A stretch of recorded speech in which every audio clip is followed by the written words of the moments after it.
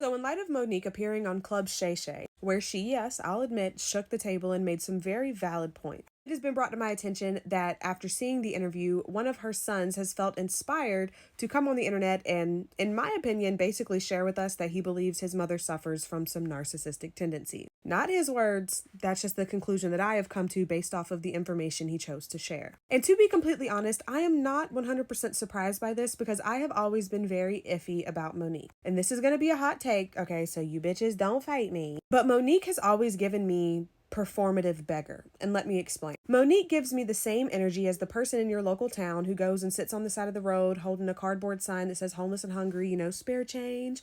Anybody got some spare change? Just to then at the end of the day, pack up their cardboard sign, walk around the corner, get in their BMW, and drive home to their 4-bedroom house. Now, does having a BMW and a 4-bedroom house mean that it's impossible for you to be financially struggling?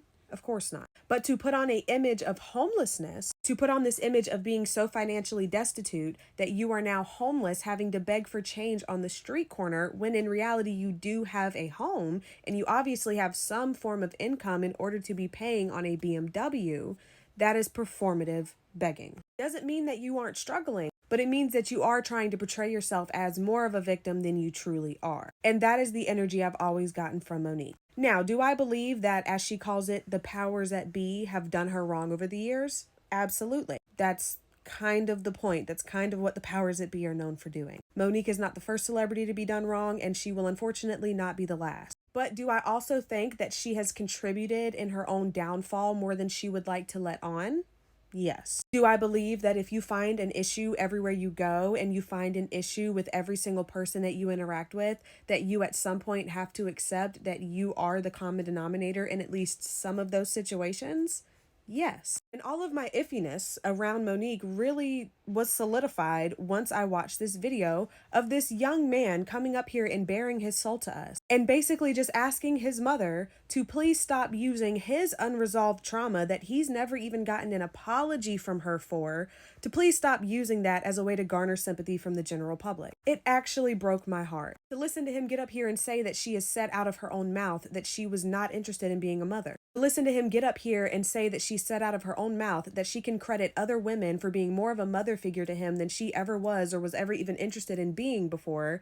To listen to him get up here and say that he watched her sit beside a man who went on to talk about their 3 sons when he's number 4. They have 4 sons. It's heartbreaking, but it's not surprising. Because if we're being brutally honest, Monique has never really given me that she genuinely cares about everyone being done wrong like she claims she does. Because if you claim to care about everyone being done wrong, then you also care about the people that you yourself have done wrong, especially your own children. And so while she's been capable of curating this image of being like the auntie of the industry who cares about everybody getting what they're owed and everybody getting respect, it's starting to seem like we only ever really hear from her when something directly affects her or it is related to somebody who she feels has done her wrong in the past. And if y'all really want to hear what was the exact moment that gave me a severely bad taste in my mouth when it came to Monique, was watching this woman whose entire shtick, her entire career has been, oh, I'm big, I'm black, and I'm a woman, and they don't respect me, and they don't give me what I'm due,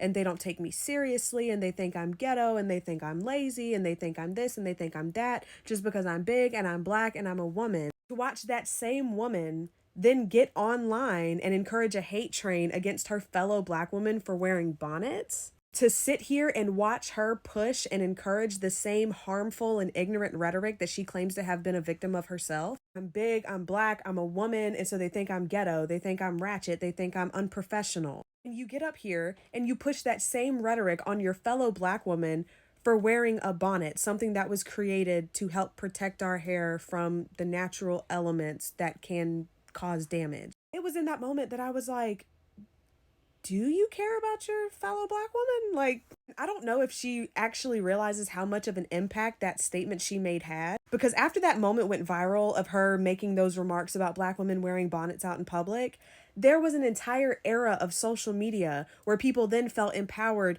and comfortable to go out in public and film black women who were just minding their business. It made people feel empowered to be derogatory and insulting to black women who were wearing bonnets out in public and minding their business, not bothering anybody. And a hard truth is, it also empowered some people to be racist. It empowered racists to then feel comfortable enough to go to the airport at 5 o'clock in the morning and film a black woman in a bonnet who's just trying to catch a flight to go to a business meeting. And not only film her, but make racially charged remarks about her. Like, I remember watching this with my own eyes. I remember the men with microphones going on and on about how all of a sudden they liked Monique when they never liked her before because, oh, she's going in on these ratchet bitches. Like, she encouraged people to treat her fellow everyday black woman who has no fame and no notoriety behind her name to give her any benefit of the doubt. She encouraged people to treat them the way that she has been complaining to us for decades about having been treated by people in the industry.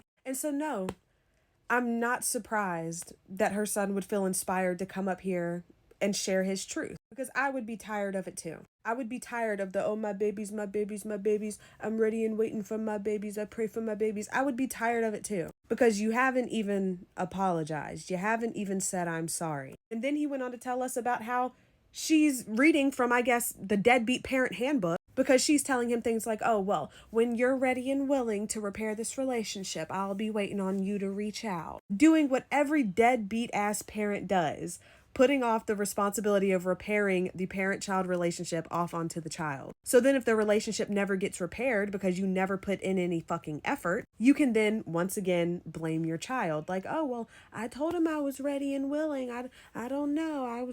I told him I was waiting on him. He never reached out to me. It is never your child's responsibility to repair the relationship that you destroyed. I get there are exceptions to every rule. There are certain situations where the child did destroy the relationship. They had loving, caring parents and they went off and they fucked up their life, or they went off and got on drugs and started stealing from their family and their parents. And in those situations, obviously, it would be the child's responsibility to reach out and repair the damage that they caused. But when you can say out of your own mouth that you left him to be raised by other people and that you weren't interested in being a mother, and you can sit beside a man who doesn't even include him in the list of y'all's children, then you should also be able to accept the fact that it is on you to put in the time and the effort required to make him trust you again. But I think we are getting to witness, and your son is unfortunately getting to see once again, that you still have better things to do. How heartbreaking for him, even as a grown man, to once again get to see that the industry and the irrelevant ass bullshit that comes along with it will always be more important. I truly am wishing him the best.